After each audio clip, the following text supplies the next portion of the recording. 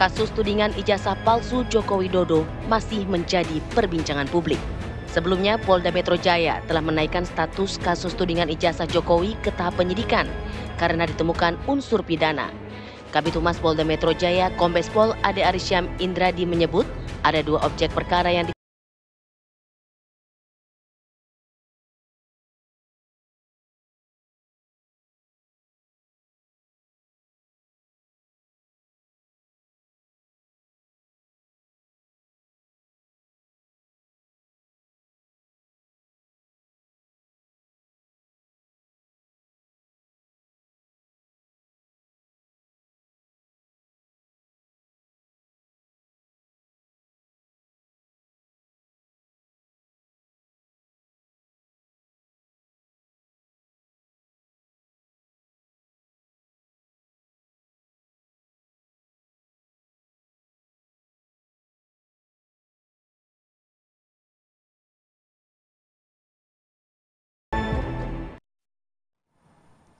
Berarti tiap minggu kayaknya ada babak baru gitu ya.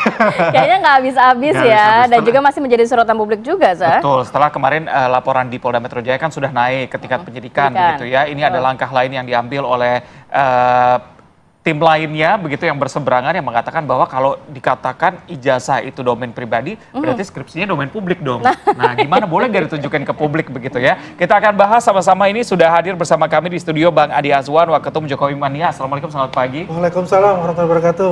Semangat pagi. Semangat ya.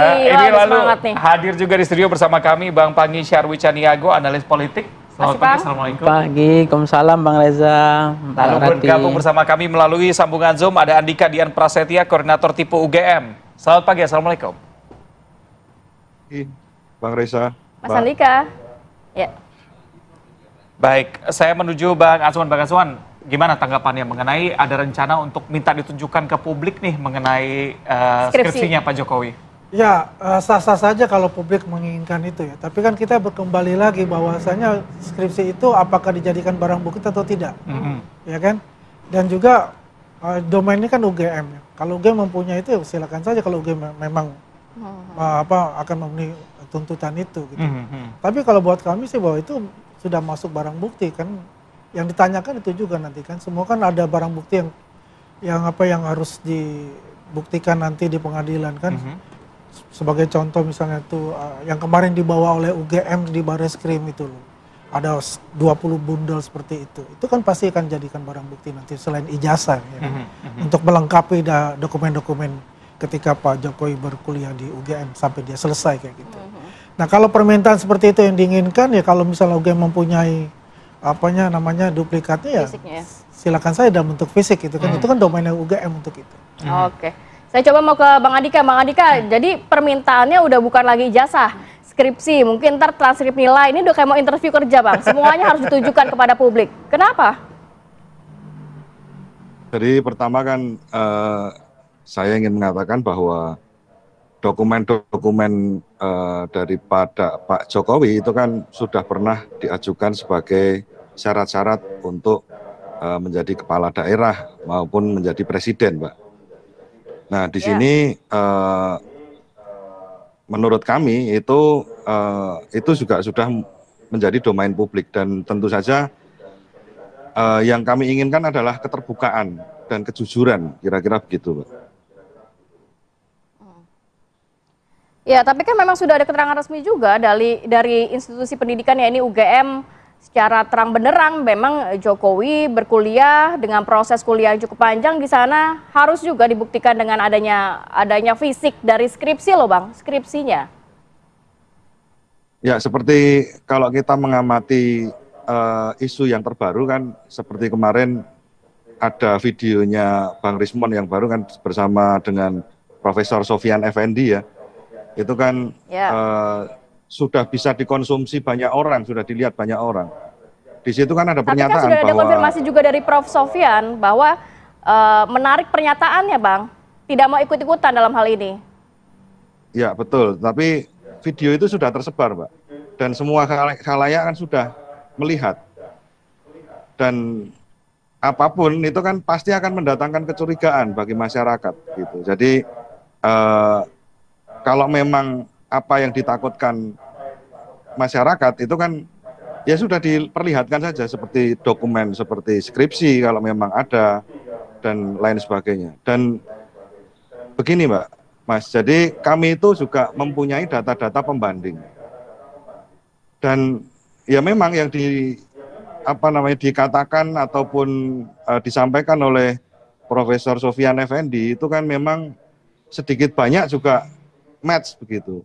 Dan tentu saja ada sedikit perbedaan dengan apa yang disampaikan oleh Bareskrim, kira-kira begitu.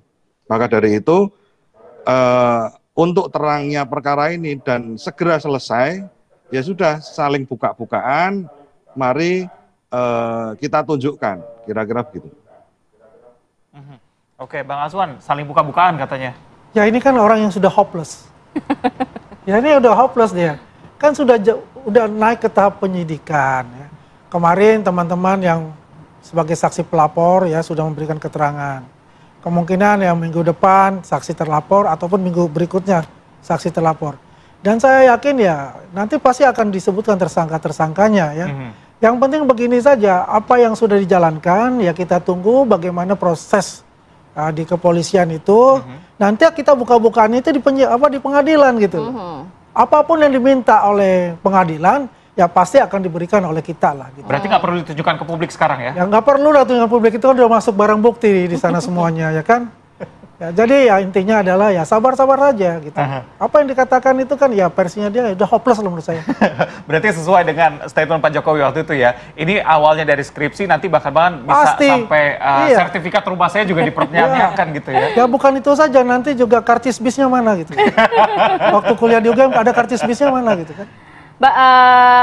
Mas Andi, boleh dikomentar dong, tadi kan sempat disinggung mengenai pernyataan dari Pak Sofyan, walaupun sudah ditarik, tapi ini sudah terlanjur beredar ke publik yang menyatakan bahwa Pak Jokowi IPK-nya tidak sesuai, skripsinya nggak ada, dan lain sebagainya ini. Pak Andi, Pak Azwan. Oh saya? Ya. Kan Pak Panggi nggak saya sorry. Jadi begini, kalau kita lihat ya apa yang dikatakan Pak Sofyan kan langsung diralat oleh beliau. Saya curiga ini ada settingan gitu, nggak mengalir secara natural seperti itu.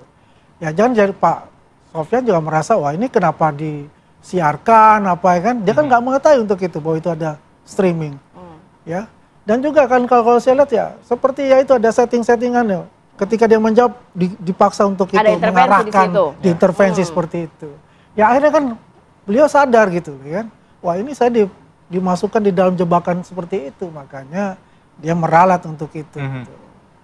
Ya inilah yang clear sebetulnya gitu. Ya kan? Nggak mungkin institusi UGM itu ya bisa melacurkan diri istilahnya quote unquote ya untuk masalah ini. Kredibilitasnya sangat tinggi sekali gitu. Banyak sekali pemimpin-pemimpin lahir dari sana gitu.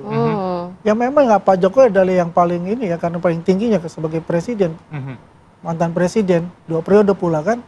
Jadi apa yang dilakukan itu adalah kembali lagi saya bilang apa sih yang mau dicari? Kenapa kita nggak tunggu aja itu di pengadilan seperti itu? Jangan buat onar lagi. Akhirnya yang terjadi adalah polarisasi di masyarakat gitu.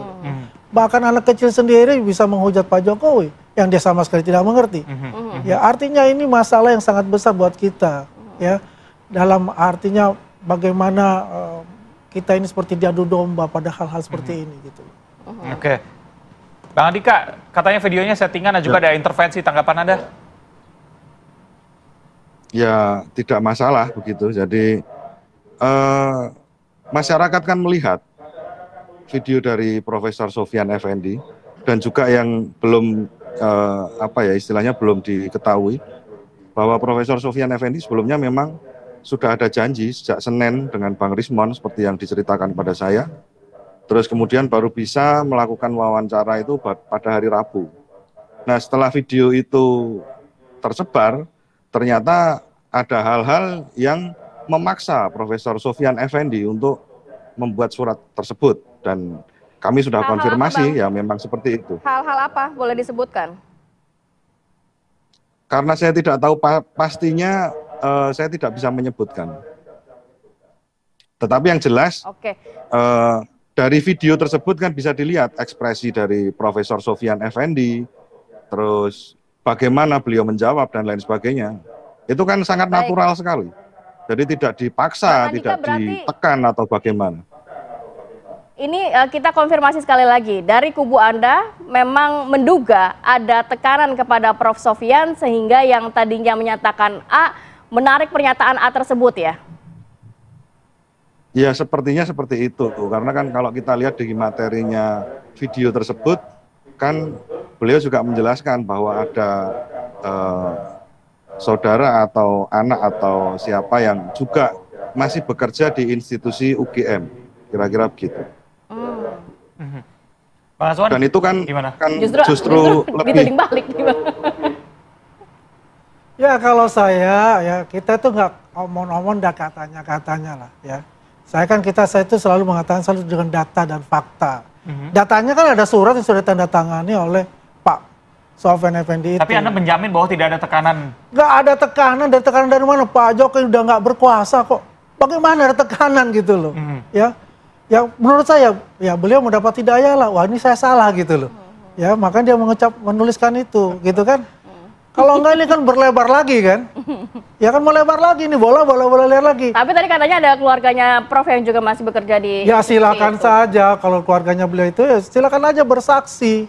Jadikan aja saksi, berikanlah bukti-bukti yang ada gitu. Jadi jangan katanya lagi gitu lah. Bang Andika, jangan katanya. Jangan kata-katanya. Jadi double saya yang bertanya. Silakan Bang. Ya. Jadi memang bukan katanya, itu kan bisa dilihat secara fisik ya. Jadi bagaimana dalam video itu Profesor Sofyan Effendi berbicara, gesturnya, bahkan beliau tersenyum dan bahkan antusias ketika menjawab pertanyaan-pertanyaan, gitu loh. Jadi ketika itu ini diperpanjang dan muncul surat itu justru semakin memperjelas bagaimana cara bermain dari pihak-pihak ini kan begitu. Ini jelas kalau sudah bisa dilihat. Begitu. Ya, baik. Saya ke Bang Ipang. Bang Ipang, nampaknya ini politis sekali. Anda lihatnya gimana? Ya politisnya gimana maksudnya Bang Reza? Karena masing-masing kan kalau kita ngomong ke kasus hukum sepertinya ini sudah melebar begitu ya. Ada tuduhan masing-masing, dibilang video ada tekanan lah, mencabut laporannya kembali, mencabut keterangan yang sudah diberikan lah. Bahkan Pak Jokowi juga menyatakan ada agenda besar di balik ini. Ya itulah memang ini antara kekuatan hukum dan politik ya. Ini jadi di satu sisi persepsi mengatakan ini untuk mendelegitimasi marwah wibawa Presiden Jokowi, termasuk bangunan kekuasaan yang dia pernah bangun selama ini kan. Termasuk soal dinasti dan Gibran mengamankan posisi 2029 gitu. Nah itu sisi politiknya bisa kita lihat, itu yang pertama. Yang kedua, di dalam kasus yang hampir 6 bulan ini kan kemampuan mengatur napas ya, daya tahan masing-masing. Kita lihat kemampuan dari pro dan kontranya, itu kan masing-masing mereka berupaya untuk meyakinkan itu publik. Nah, kalau soal penilaian persepsi masyarakat, mereka punya penilaian masing-masing terhadap kasus ini. Tapi banyak yang populer karena kasus ini, orang nggak terkenal jadi terkenal udah banyak, kan? Orang yang muncul ya, publik. Kalau saya ya udah 15 tahun tampil di sini kan. Jadi saya juga melihat aja gitu. Ya artinya mereka mendapatkan keberuntungan juga dengan adanya kasus ijazah ini. Nah, kalau soal aib ya semuanya kita mungkin semuanya aib bagi negara atau bagi bangsa, ya semuanya aib bagi kita, atau memang ini ibaratnya saya punya kemaluan nggak perlu diperlihatkan lagi gitu. Jadi kita tutup aja kan gitu harusnya. Untuk menjaga trust, integritas termasuk negara dalam hal ini, universitas dalam ini, termasuk yang lain gitu. Dan ini yang kemudian saya juga nggak yakin bahwa memang selama ini mantan presiden atau presiden yang punya hak imunitas itu nggak pernah ada yang jangankan gitu ya, anggota DPRD aja itu misalnya kasus di Depok ya, pemalsuan dokumen ijazah itu pun tidak dipenjara, hanya diberhentikan kan. Termasuk di Saburaju di NTT kan, itu juga hanya 1 tahun, itu pun warga negara asing dia warga negara asing mengaku warga Indonesia. Itu arti itu kan pejabat daerah gitu kan, apalagi ini pejabat negara gitu ya. Termasuk kasus-kasus di negara lain kalau kita komparasi, misalnya di Presiden Hungaria itu juga hanya diberhentikan dan dia tidak dipenjara gitu. Jadi hanya mendapatkan citranya merosot citranya saja dalam konteks itu, termasuk wali kota Jepang terakhir kan, pemalsuan dokumen ijazah juga kan. Jadi saya melihat nampaknya memang ini ya ujungnya mana yang kuat aja dan kalau kemudian mendapatkan keuntungan, semuanya mendapatkan keuntungan. Karena kita nggak tahu dalam konteks ini, kalau misalnya selama ini pejabat yang mundur atau dikena sanksi, itu pun tidak dipidana pada pemalsuan dokumen. Selama ini kan mereka juga seolah-olah tidak mendapatkan efek jerah juga soal itu. Hanya soal etika saja kan. Jadi sanksi sosial lah. Iya, sanksi-sanksi sosial begitu saja selama ini. Inilah yang kemudian menjadi challenge, tantangan kita ke depan ya, sepertinya ya ujungnya begini aja, ya ribut bising aja. Mas Ipang, tadi Mas Andika mengatakan bahwa ini sebenarnya mempertanyakan karena ini kan didaftarkan saat menjadi wali kota, gubernur DKI, bahkan presiden 2 periode. Tapi kalau kita menelisik, boleh menarik dari pernyataan PDIP yang membersamai Pak Jokowi selama kurun waktu itu, yang justru saat ini mengatakan PDIP tidak ingin larut dalam polemik ijazah Jokowi, justru seakan lepas tangan nih Mas Ipang. Ya saya nggak tahu cuci tangan, lepas tangan atau apa ya. Yang penting kan sekarang ini kan selama UGM-nya masih memverifikasi bahwa itu valid dan itu ijazah itu benar, itu selama itu kan lebih rumit, di pengadilannya rumit, termasuk saya juga kritik Bareskrim ngurus ijazah kan ada di Indonesia cuma ada. Padahal kan itu PT UN ranahnya. Itu kan juga memalukan sebenarnya ngurus-ngurus ijazah begitu kan. Jadi artinya kita ini EQ Indonesia ini jangan dibawa spanse juga gitu. Nggak boleh juga kita bodoh-bodoh amat gitu loh. Masalah ijazah harus sampai ke Bareskrim gitu. Urus pengadilan aja kan. Nah itu tadi. Kalau memang ini tidak aib, ya kalau memang ada kemaluan nggak perlu takut. Karena itu kalau kemaluan memang nggak mau perlu diperlihatkan, itu problemnya. Nah ini kan cuma ditantang, di-challenge saja. Pamerkan, misalnya UGM bilang ditantang dipamerkan ijazah sama skripsinya. Itu kan aib, kan itu problemnya juga. Tapi kalau itu nggak aib, dipamerkan pasti. Supaya ini orang-orang yang mendapatkan untungan untuk populer ini nggak ada lagi. Tutup kasus ini, karena 6 bulan ini ngatur napasnya, capek ini. Bisingnya luar biasa. Dan saya nggak tahu, betul nggak Pak Jokowi mendapatkan elektoral di sini? Populis nggak dia ada gara-gara kasus ini? Nah, itu kan juga kita harus baca, karena beliau juga nggak punya kepentingan Pilpres 2029. Tapi kalau sentimennya negatif kan repot juga. Downgrade juga, bukannya mendulang elektoral gitu, tapi justru mendowngrade beliau sendiri kan. Nah inilah rumitnya negara hukum dengan negara kekuasaan begini. Jadi maka saya bilang agak memalukan juga kita. Kalau kita lihat bagaimana proses hukum di Indonesia, berbelit-belit panjang, melelahkan, ya role modelnya kayak begini. Inilah proses hukum di negara kita. Baik. Hal yang rumit tidak disederhanakan. Ya, nanti kita akan menunggu tanggapan dari Bang Azwan, tapi kita akan jeda terlebih dahulu. Tetap bersama kami di Apa Kabar Indonesia Pagi.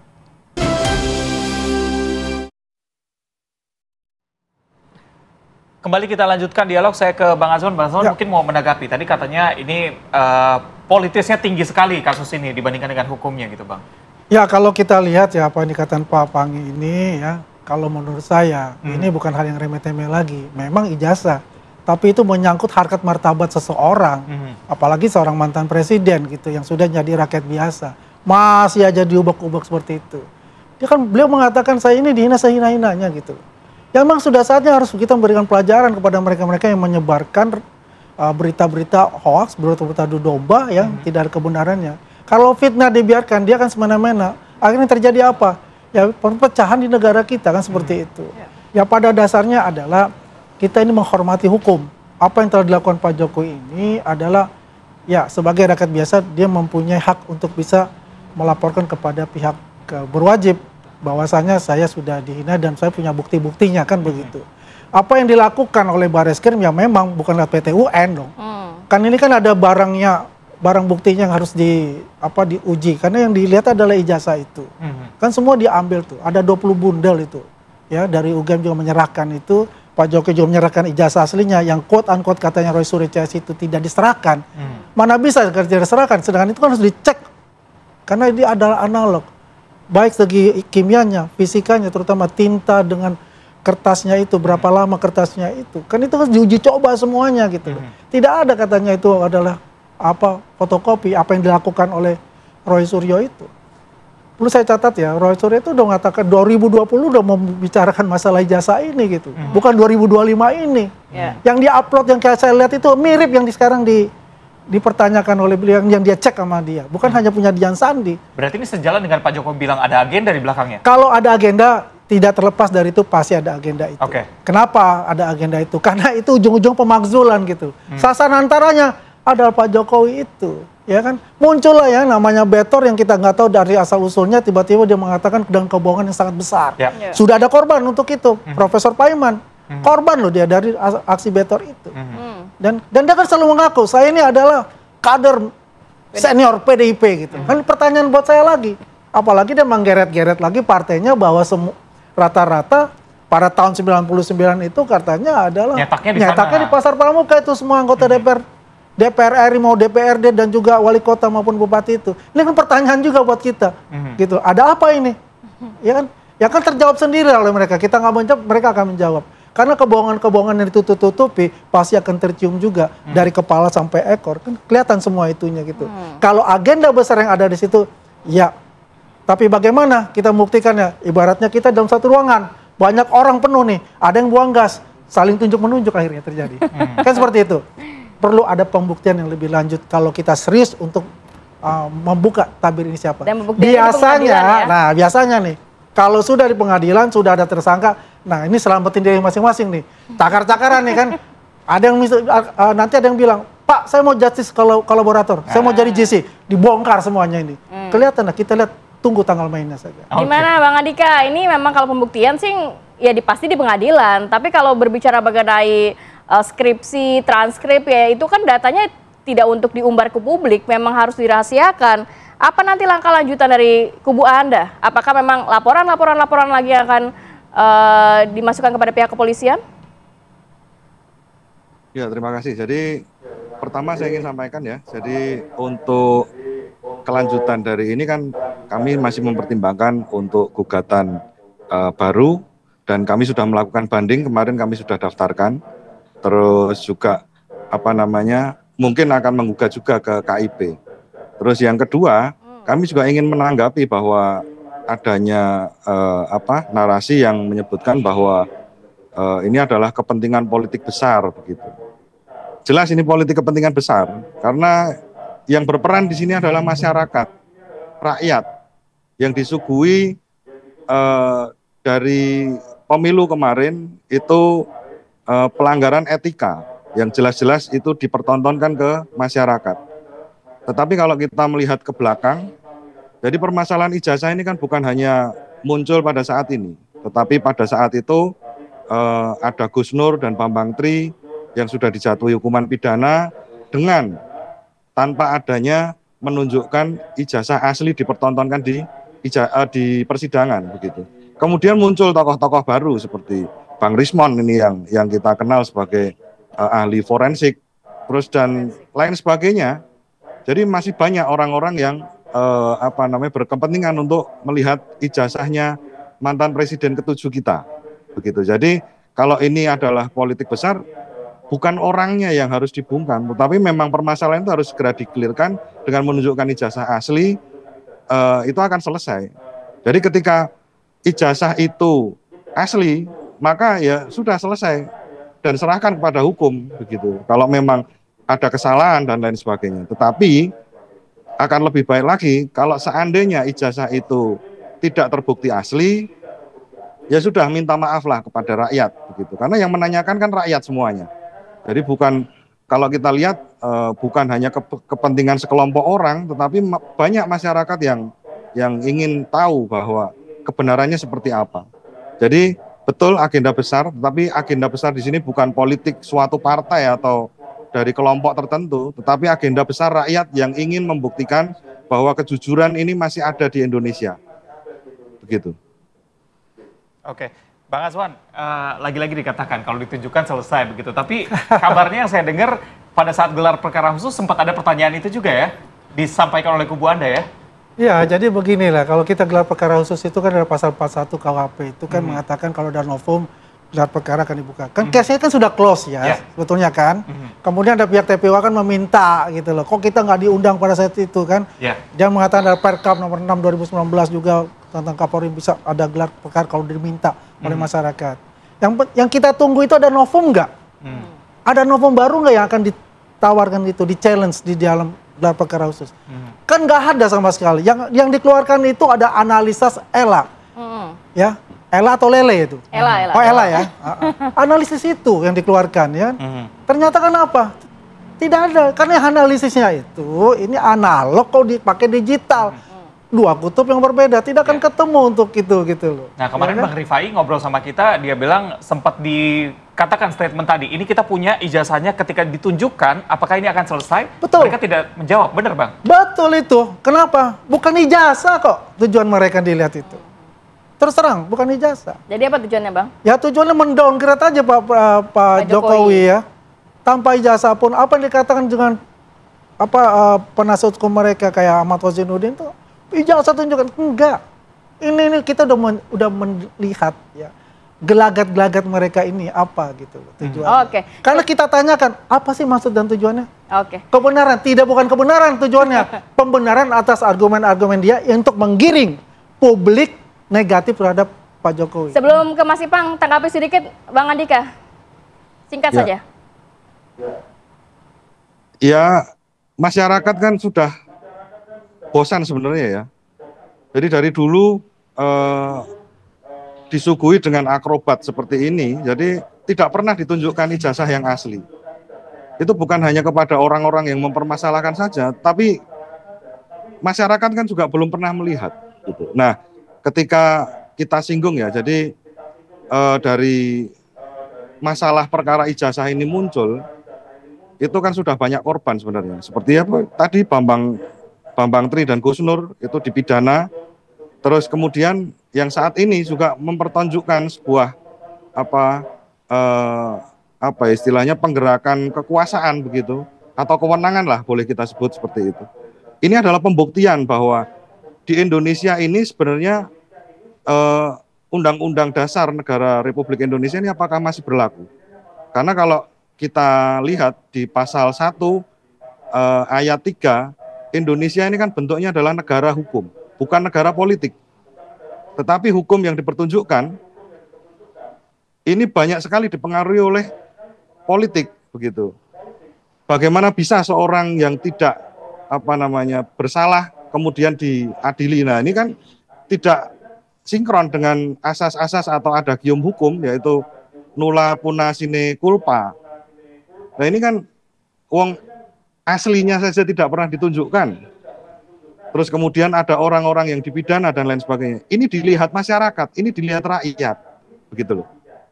Jadi maka dari itu penyelesaian ini sebenarnya gampang. Tunjukkan ijazahnya, kemudian diuji oleh pihak yang berwenang dan yang tentunya netral. Tadi juga disebut bahwa ada uji kertas dan lain sebagainya. Secara fisik aja belum pernah dilihat kok. Apalagi nanti seperti carbon dating atau mungkin tanda tangan dan lain sebagainya. Ya, tunjukkan ke masyarakat begitu. Bagaimana caranya, bagaimana cara mengujinya, begitu kira-kira. Baik, poinnya sudah kita tangkap. Mas Ipang, udah kusut benangnya Mas? Gimana nih cara mengurainya? Ya, di dalam pendekatan ilmu politik saya lihat ya, apa yang disampaikan Pak Andi tadi kan ujungnya untuk menggembosi citra Jokowi, termasuk bangunan warisan Jokowi, termasuk ujungnya katanya pemakzulan Gibran karena distrust, kemudian ujung karena dinasti politik dan seterusnya. Itu kan persepsi, itu boleh saja kan. Nah, persepsi lain juga mencermati bahwa ada ketidakadilan secara politik yang disampaikan oleh Pak Andika, bahwa ada orang yang pernah dan itu nggak boleh dilupakan karena kita bangsa pemaaf dan pelupa kan, orang dipidana tanpa ada kejelasan ijazahnya asli atau tidak. Nah, itu menurut saya juga nggak fair.